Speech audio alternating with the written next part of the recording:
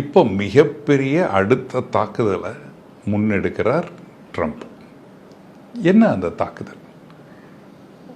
ஏற்கனவே தெரியும், 2 பெரிய உற்பத்தி செக்டர்களை தொடவில்லை இதுவரை. ஒன்று எலக்ட்ரானிக்ஸ். இன்றைக்கு ஆப்பிளினுடைய மிகப்பெரிய மேனுஃபேக்சரிங் பேஸாக இந்தியா உருவாகிட்டு இருக்கிறத பார்க்குறோம்.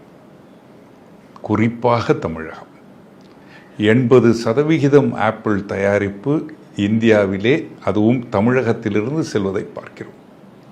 அதிக அளவு பெண்கள் அங்கு வேலை செய்வதை பார்க்கிறோம். போன ஆண்டு இந்தியாவில் மட்டுமே ஆப்பிள் ஃபோன் 79,000 கோடி விற்பனை என்று இன்று காலையில் தான் தகவல்.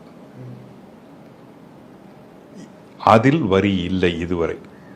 ஆனால் அந்த ஆப்பிள் நிறுவன சிஇஓவுடன் ட்ரம்ப் அவர்கள் ஏற்கனவே சொல்லிவிட்டார், இந்தியாக்கெல்லாம் போகாதீங்க, இங்கே பண்ணுங்கன்னு. நேற்றைய இரவு அவரது dinner meeting with all the CEOs கிட்ட அவர் கேட்ட முதல் கேள்வியே, அமெரிக்காவில் எவ்வளோ முதலீடு பண்ண போகிறீர்கள், வெளிநாட்டிலிருந்து வருவதை எப்படி நிறுத்தப் போகிறீர்கள், we will make America strong again அப்படின்றது தான் சொல்லியிருக்கார்.